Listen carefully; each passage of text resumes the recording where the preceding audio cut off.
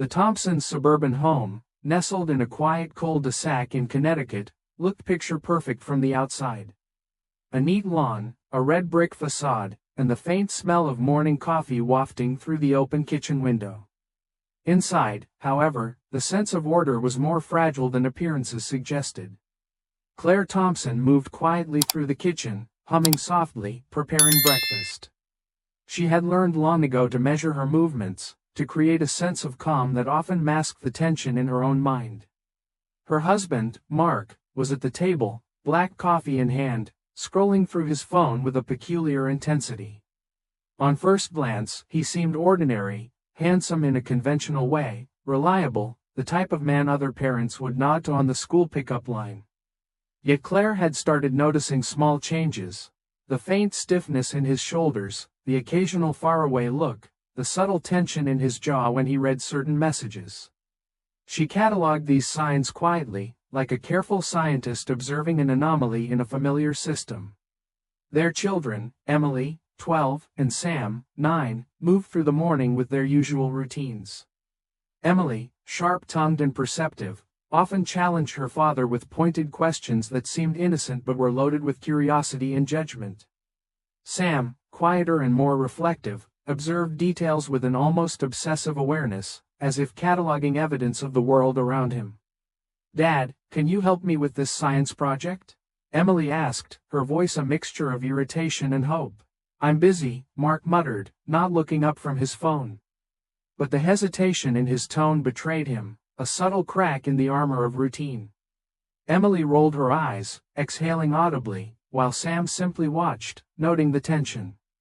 Claire, clearing the plates from breakfast, observed silently. She was growing accustomed to these small fissures, these moments when Mark's attention seemed divided, when the household rhythm faltered. There was a quiet anxiety she could not name, a premonition of things hidden beneath the surface of normalcy. After school drop-offs and morning errands, Claire returned home to find Mark gone. She busied herself with chores, though her mind drifted repeatedly to the odd patterns she had been noticing. Text messages sent at strange hours, vague explanations for meetings, and fleeting expressions that didn't quite match the conversation at hand. She tried to dismiss them, telling herself she might be overreacting, yet intuition whispered otherwise. Meanwhile, Mark drove through the city streets, phone tucked discreetly on the passenger seat. His thoughts were not with meetings or errands, but with Laura, a woman from his past. Their connection had persisted quietly over months, their interactions a delicate balance between secrecy, nostalgia, and desire. The thought of her smile, her voice, lingered like a sweet, dangerous echo in his mind. He felt a pang of guilt, sharp and insistent, but it was tempered by the exhilaration of the hidden connection. Claire's voice, the children's laughter, the sense of home, these were anchors, yet they could not fully compete with the allure of what was forbidden. By evening, the family reconvened around the dinner table. Emily complained about homework, Sam shared stories from school, and Mark responded with a distracted courtesy. Claire noted the subtle tension, the way he paused slightly before answering, the fleeting expressions that didn't match his words, the quiet distance that had grown over weeks. After the children went to bed, Claire sat in the living room, journal open on her lap. She wrote feverishly, cataloging small details: the timing of messages, the slight evasions in conversation, the unexplained absences. Writing offered clarity, a sense of control over the storm of uncertainty brewing beneath the calm exterior. Mark, in his study, stared at his phone once again. A message from Laura glowed softly on the screen, innocuous yet electrifying. He exhaled slowly, feeling the tension of dual lives pressing in from both sides. The domestic, predictable world of family and the intoxicating, illicit connection of the past pulled at him with equal force. Upstairs, Emily lay awake, replaying the morning's exchanges. She sensed the distance in her father, though she could not fully articulate it. Sam, in the next room, listened to the faint creaks of the house, sensing a shift, a fracture forming in the invisible threads of their family life. The Thompsons' life, orderly and pristine from the outside, had begun its quiet unraveling. Each small observation, each diverted glance, and each unspoken secret contributed to a tension that would grow increasingly difficult to ignore. By midnight, the house was still, yet it was a taut, anxious stillness, a waiting silence, pregnant with the promise of revelation, confrontation, and the inevitable reckoning to come. The following week carried a subtle weight in the Thompson household, a tension almost imperceptible but undeniable to those attuned to its currents. Claire had begun noticing patterns she could no longer dismiss. Mark's phone would buzz at odd hours. Sometimes he would leave the room abruptly, muttering vague excuses. The rational part of her mind wanted to attribute it to work stress, but her intuition, refined by years of careful observation, suggested something more insidious. At breakfast, Emily squinted at her father, noticing the way he avoided her gaze. "Dad, are you okay?" she asked, not for the first time, but now with a sharper edge, a child's way of testing boundaries she could not yet articulate. Mark forced a smile. "Just tired, Em," he replied, his voice measured but distant. He avoided looking at Claire, who, from across the table, catalogued his evasions silently. Sam, reading quietly at the corner of the table, noticed the faint furrow in his father's brow and the way his thumb lingered on the phone screen. Later, while Mark was in the garage ostensibly checking on the car, Claire's curiosity overcame caution. She picked up the phone left briefly unattended, scanning through messages. One conversation in particular caught her attention. Messages from Laura, familiar from his past, now casually intimate, filled with subtle humor and references only he would understand. Each line seemed innocuous to a stranger, but to Claire, it was a signal flare, a crack in the polished veneer of her family life. The house hummed with ordinary suburban life outside these small discoveries, Emily practicing piano, Sam building his Lego structures, the dishwasher running with a low mechanical whir. Yet Claire felt an inner tremor, a growing unease that filled the spaces between these mundane sounds. She put the phone back, careful not to disturb its placement, her mind racing with questions she did not yet have answers to. Mark returned from the garage, wiping his hands on a rag, his smile returning but a fraction too late, a hair too measured. "Everything okay?" he asked, casually, as if unaware of the seismic potential of that day's discovery. "Fine," Claire said softly, though the word carried a weight it did not intend. She did not confront him, not yet. Observation was more potent than accusation at this stage. She would gather evidence, understand the breadth of what she suspected, and approach the situation with calculated clarity. Throughout the day, Claire found herself distracted. Every glance at Mark became an analysis, every gesture and word catalogued meticulously in her mind. She noted how he shifted slightly when she entered a room, how his responses were sometimes delayed, how the tone of casual conversation seemed measured, even rehearsed. She began keeping a mental journal, noting timestamps, behaviors, and discrepancies. Meanwhile, Mark's mind was equally divided. He texted Laura discreetly during work breaks, each message a thrill that carried guilt in equal measure. He rationalized, telling himself that these conversations were harmless, remnants of a past that had no bearing on the present. But as he crafted each reply, he felt the pull of a dual life, each thread tugging at his conscience with increasing intensity. By evening, Claire had begun arranging subtle surveillance, notes about timing, behavior patterns, and unspoken cues. The children sensed tension, too, though they could not name it. Emily's remarks became more pointed, her curiosity sharpened into suspicion, while Sam's observations turned inward, a quiet processing of the household's imperceptible shifts. Dinner that night was tense but masked by ordinary conversation. Emily asked about a science project, Sam recounted a brief anecdote from school, and Mark responded with mechanical politeness, his internal preoccupation betraying his calm exterior. Claire observed quietly, her mind weaving together the mosaic of behaviors that had begun to reveal a hidden pattern. After the children went to bed, Claire retreated to her study, journaling with painstaking detail. Every interaction, every hesitation, every fleeting smile or frown was noted.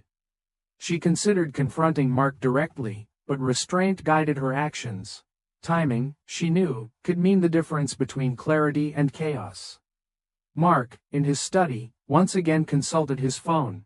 Laura's messages awaited him, bright and familiar on the screen. The tension of secrecy, the duality of his life, pressed against him with an intensity that both exhilarated and terrified. He was aware, even in these moments of private indulgence, that Claire was perceptive, that the household was no longer a realm of unquestioned domesticity. Upstairs, Emily and Sam lay awake. Emily's mind wandered through the day's interactions, piecing together patterns that she could not fully understand. Sam listened to the quiet hum of the house, sensing an invisible thread of tension that connected every room. Both children were unknowingly absorbing the fractures forming beneath the surface, their young awareness a quiet testament to the family's shifting equilibrium. By midnight, the Thompson household was enveloped in a taut silence, thick with unspoken truths.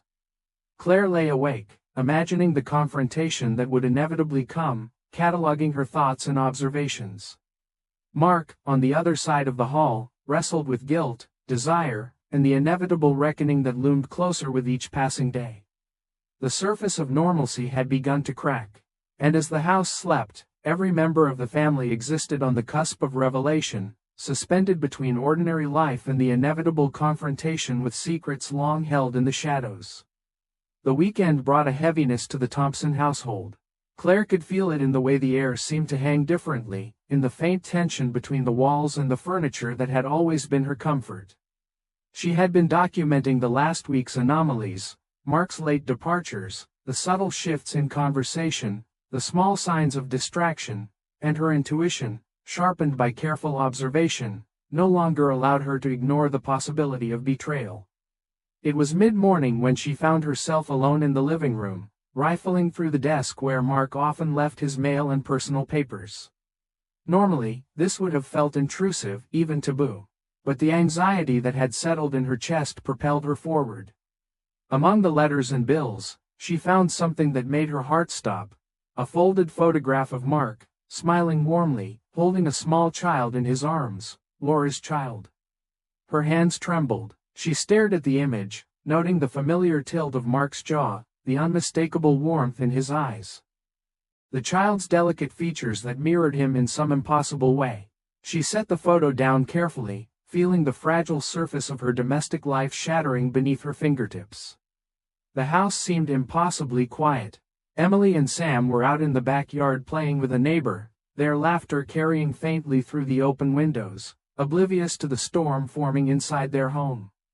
Claire felt the gravity of secrecy, the weight of hidden lives pressing down, knowing that every careful observation had led to this undeniable truth. Mark had been living a parallel existence, one that included another child. Mark returned home in the early afternoon, casual in appearance but carrying the same subtle tension that had become habitual over the past weeks. Claire met him in the kitchen, photograph in hand, her gaze unwavering. "Mark," she began, voice steady though her mind raced. "We need to talk, now." Mark froze mid-step, sensing the gravity of the moment. He had anticipated suspicion, even confrontation, but the inevitability of Claire's discovery made his stomach tighten. He nodded slowly, the casual veneer of domestic normalcy slipping away. Claire laid the photograph on the table between them. "Who is this?" Her voice was calm, precise, the kind of calm that cut deeper than any shout or accusation. Mark swallowed, his lips parting but no words forming. The weight of truth pressed against him like a physical force. It's complicated," he said finally, voice low, fragile. "I didn't mean for it to. I didn't want you to find out this way." "Complicated?" Claire echoed, leaning slightly forward. "Mark, this isn't just complicated. This is another life. Another child. You've been hiding this from me. From all of us." Mark ran a hand through his hair, his mind a whirlwind of guilt, longing, and fear. I never wanted to hurt you. It wasn't planned. I made mistakes. But it doesn't change how I feel about you or the kids."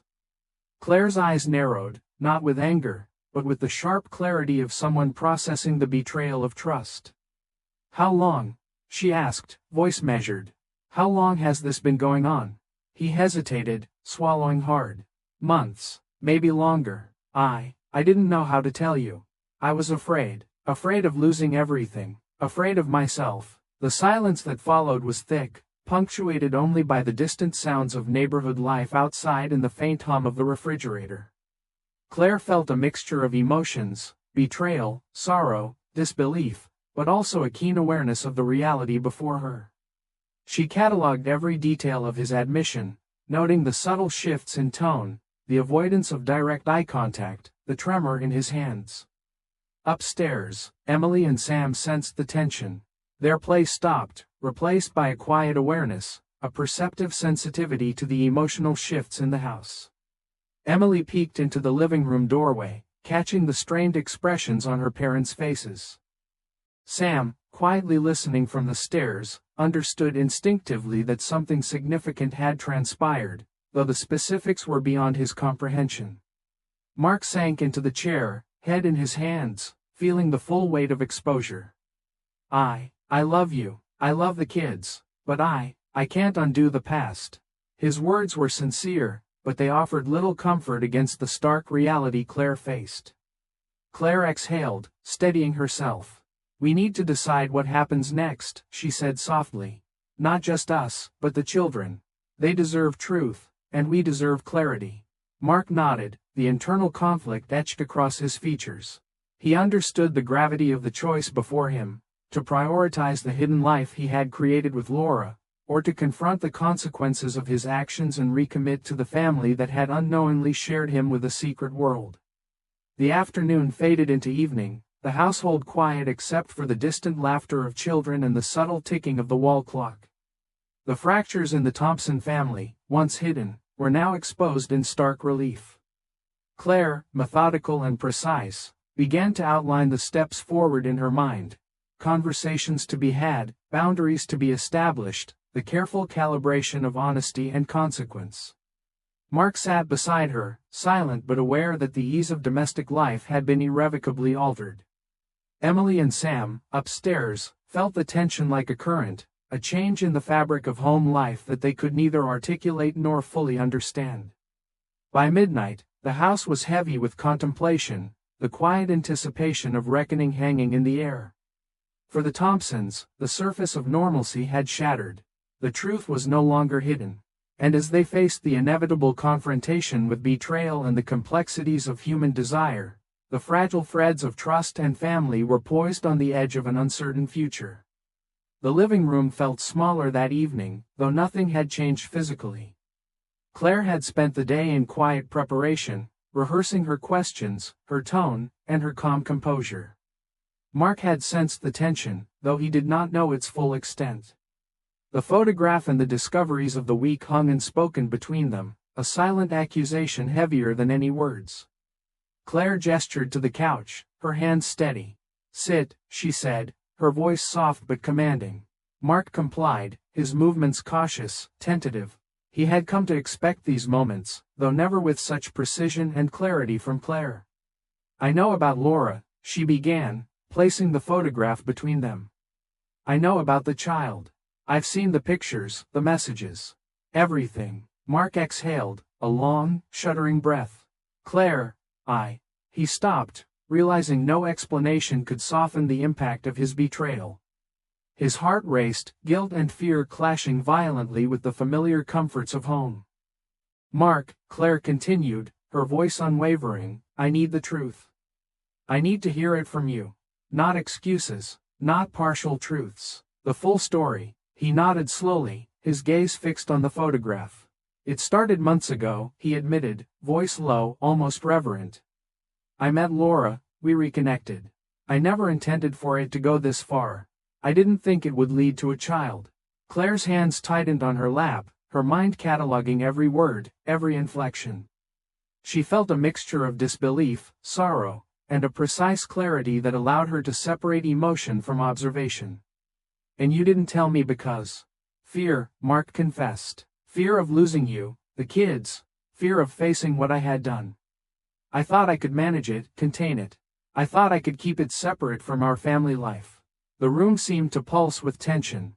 Outside, the late summer wind stirred the trees, leaves brushing against windows with a soft whisper. Inside, The air was thick with unspoken ramifications, the emotional weight pressing down on both of them. Emily and Sam, upstairs, were not asleep. Emily pressed her ear to the slightly open door, sensing the intensity of the conversation. Sam lay in bed, eyes wide open, listening to the quiet cracks in the household's foundation. They did not hear every word, but the gravity of the moment permeated the walls, seeping into their awareness. Mark's hands trembled slightly as he continued. I didn't mean for anyone to get hurt. I never wanted this for the children, for you. But I can't undo it. I can't take back what's been done. Claire's expression remained calm, but her mind raced. She considered the implications, not only for her relationship with Mark, but for the children, for the delicate balance of their daily lives. We need to figure out what this means, she said finally. For us, for them. For the family you promised to protect. Mark looked at her, his eyes reflecting both desperation and remorse. I love you, Claire. I love the kids, but I've created a mess, and now we have to navigate it together, or not at all. The children's footsteps upstairs shifted. Emily had moved closer to the stairs, and Sam's quiet breathing betrayed his awareness. Claire noted this, a subtle but important reminder that the consequences of Mark's actions extended beyond her own understanding, affecting the delicate minds of their children. They spent the evening in measured dialogue, discussing the logistics of Mark's hidden life, the potential exposure to the children, and the boundaries that needed to be established immediately. Claire maintained control, her observations precise, her decisions deliberate. Mark, for the first time in months, experienced the stark reality of consequence, unable to hide behind charm, rationalizations, or avoidance. By nightfall, the household was steeped in a tense quiet. The children lay in their rooms, partially aware, partially shielded by the careful words exchanged downstairs. Claire and Mark sat across from each other, exhausted emotionally, the living room heavy with the truth of betrayal. Outside, the suburban street remained unchanged, the illusion of calm and order undisturbed. But within the Thompson household, the fabric of domestic life had been irreversibly altered. The hidden child, the secret affair, the fracture in trust, they were now realities that required attention, reckoning, and moral negotiation. Claire finally rose, walking to the window and staring into the night. The soft glow of streetlights illuminated the quiet neighborhood, a stark contrast to the turbulence inside. She realized that while the family could survive, nothing would ever be entirely the same. The fractures would remain, visible and invisible, shaping the dynamics, the conversations, and the very air they breathed. Mark remained seated, head bowed, fully aware that the consequences of his actions were no longer theoretical. The emotional, moral, and practical weight of betrayal had been laid bare, and the path forward, if there was one, would require more than apologies. It would demand honesty, patience, and a deliberate reconstruction of trust that had been broken. The night carried on with an uneasy rhythm. Claire documented the conversation in her journal, noting Mark's admissions, expressions, and emotional responses. She cataloged every detail, not out of obsession, but as a measured attempt to navigate a reality transformed by revelation. Upstairs, Emily and Sam lay awake a little longer than usual. They were aware, in their own ways, that something significant had shifted. The household's emotional landscape had changed, and the children, perceptive and intelligent, began to adjust, quietly recalibrating their understanding of family, trust, and morality. By the end of the night, the house settled into a tentative quiet, though it was not peace. It was the kind of calm that follows an emotional storm, an uneasy, reflective stillness. For the Thompsons, the hidden shadows had been confronted, the stakes laid bare. And as sleep claimed them, each member of the family carried with them the knowledge that life, though still continuous, had been forever altered by the truth. The following morning, the Thompson household awoke under a fragile, uneasy calm. Claire moved through the kitchen with measured steps, careful not to reveal the depth of her inner turmoil. She had spent the night reviewing Mark's admissions, cataloging each detail, each nuance of guilt, desire, and avoidance. She knew that today required more than quiet observation, it required confrontation, decisiveness, and moral clarity. Mark entered the kitchen, coffee in hand, sensing the inevitable. The photograph of Laura's child still lay prominently on the counter, a silent testament to the fracture in his life. His eyes met Claire's, and for the first time in months, there was no evasion, no casual deflection. "We need to talk," Claire said, her voice calm but authoritative. "Now, no excuses, no half-truths." Mark nodded, placing his mug on the counter. "I'm ready," he said, though his voice betrayed the tension coiling within him. Claire gestured for him to sit. The children were at school, a temporary reprieve that allowed the full intensity of their confrontation to unfold without the immediate filter of innocence. "Mark," she began, her eyes unwavering, "you need to tell me everything. Every detail, every decision, every step that led to this hidden life." He swallowed hard, the weight of truth pressing down. "It started with a reconnection with Laura. I thought I could keep it under control. I thought it was harmless. But it wasn't. And then, the child happened. I didn't plan for it, Claire. I never planned to hurt you or the kids." Claire's hands clenched lightly on the table. "Months of lies, Mark. Hiding texts, excuses, meetings you didn't tell me about. And now, a child that you kept from me. How could you believe that was harmless?" Mark's throat tightened. "I don't know. I was selfish, yes. Afraid. I thought I could compartmentalize it, that I could manage both lives. But it's impossible. And now, everything's out. I can't pretend anymore." The room seemed to constrict, the air dense with moral and emotional tension. Claire catalogued every inflection, every hesitation, every tremor in Mark's voice. She was hurt, yes, but her mind operated like a scalpel, analyzing, understanding, preparing for the consequences that had to be enacted. "I can't just forgive and forget, Mark," she said finally. "Not yet, not without a plan, not without boundaries. And the children, they deserve the truth, but in a way that doesn't destroy them." Mark nodded slowly, the reality of his actions crystallizing into something tangible and unmovable. "I know. I'm willing to do whatever it takes. Counseling, honesty, restructuring my life. Anything. I'll face the consequences, Claire. I can't undo the past, but I can try to make it right." They spent hours talking, navigating the painful terrain of betrayal, guilt, and responsibility. Claire demanded full transparency. Access to messages, documentation of Laura's involvement, and a detailed explanation of how Mark had managed to hide this life. Mark provided everything, stripped of charm or deflection, his vulnerability raw and undeniable. By evening, the conversation shifted to the children. Emily and Sam returned from school, sensing immediately that the atmosphere was charged. Claire and Mark faced the delicate task of speaking carefully, conveying truth without shattering innocence. "Mom, Dad, are we in trouble?" Emily asked cautiously, her perceptive eyes scanning the tension between them.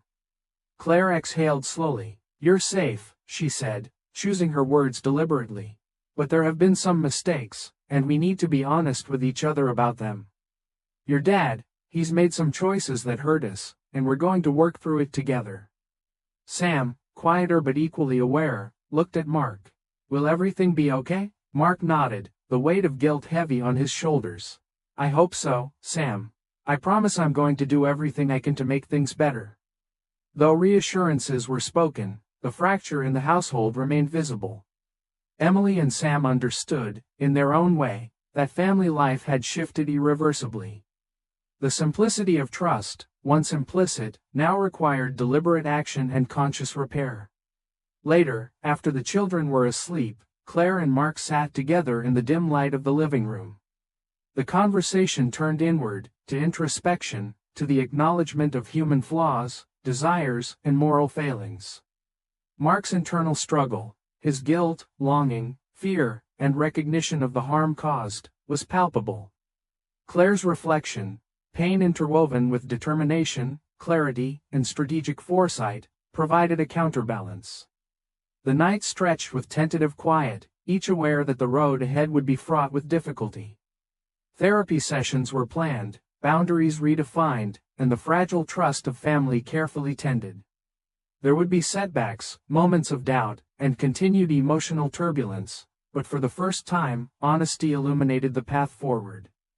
Claire documented the day in her journal, noting not only Mark's admissions but also her own reactions, the careful balance of emotion and observation, the management of children's awareness, and the strategic planning required to navigate a family reshaped by betrayal. Mark, beside her, felt both despair and relief. The burden of secrecy was lifted, replaced by the weight of accountability. He understood that love alone could not repair the damage. Deliberate, measured actions and unwavering honesty were now essential. By the end of the night, the Thompson household settled into a tense but reflective calm. The reckoning had occurred, consequences acknowledged, and a plan for repair tentatively established. The fractures remained, but the foundation for potential rebuilding, though fragile and uncertain, had been laid. The first week after the reckoning passed in a tense, fragile rhythm. The Thompson household no longer carried the illusion of perfection, but it had settled into a tentative order, a new equilibrium shaped by the admission of truth. Claire moved through each day with precise intentionality, carefully navigating the delicate balance between transparency, emotional protection for the children, and confrontation with the past. Mark adhered to the boundaries that had been set, attending counseling sessions, documenting interactions with Laura, and engaging in honest dialogue with Claire.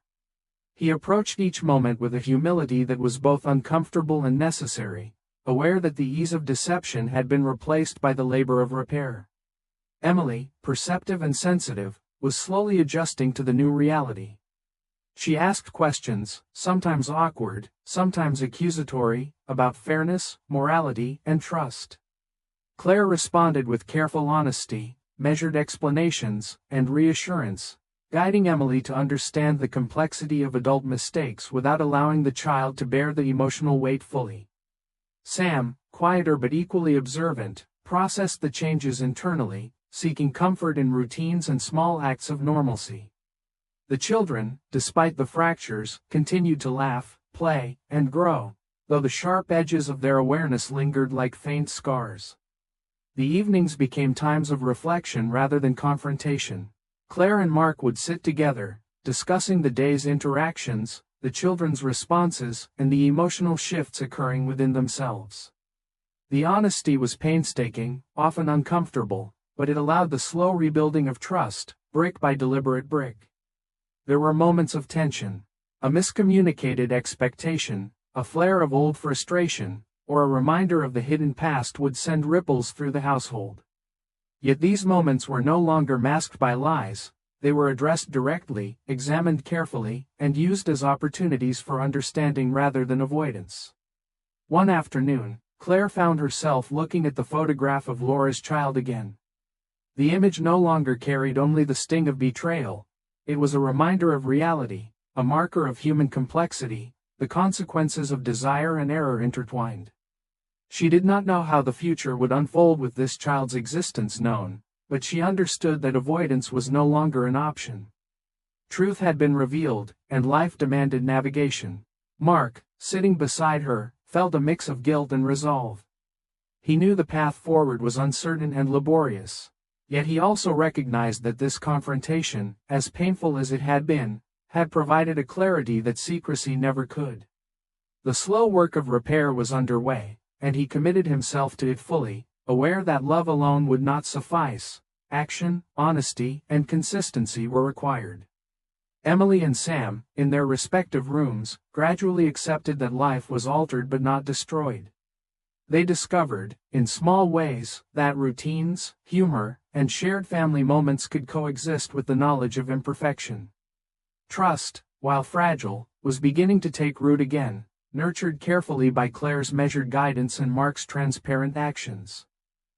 The neighborhood remained unchanged, quiet streets, trimmed lawns, and the gentle hum of suburban life. Yet within the Thompson household, life was irrevocably different. The fractures would remain visible in memory and emotional nuance, shaping interactions, decisions, and personal growth. But they were no longer invisible, no longer secret, and in this exposure lay the potential for reconciliation, understanding, and even fragile hope. In the evenings, Claire and Mark would sometimes sit in silence, absorbing the stillness of the home. Occasionally, Mark would reach for Claire's hand, a small gesture of connection and acknowledgement. She would allow it, neither fully embracing nor rejecting, aware that trust would take time to reconstruct. The children began to re-establish a sense of normalcy, guided by the careful measures of their parents. Laughter returned, tentative and cautious, but real. Homework was completed, chores performed, and the rhythms of daily life resumed. Yet the awareness of past fractures lingered, a subtle undercurrent in family interactions, a reminder that human imperfection is an ever-present force. By the end of the month, the Thompsons had established a new routine: honesty in communication, boundaries with the past, counseling sessions, and a deliberate focus on present and future. While they did not pretend the events had not occurred, they actively engaged with the reality of their lives, building resilience and understanding. Claire, reflecting one evening while writing in her journal, noted the delicate balance between sorrow and hope. The family had survived betrayal, yet the work of trust was ongoing, demanding attention, patience, and unwavering honesty. She understood that life was never perfect and that the fragility of hope was itself a form of resilience. Mark, reading nearby, contemplated his own transformation. He knew that the past could not be undone, but he could influence the future. Each small act of integrity, each moment of transparency, contributed to the slow reconstruction of family life. He felt a cautious optimism, a recognition that though the scars remained, they also served as a guidepost for ethical and emotional growth.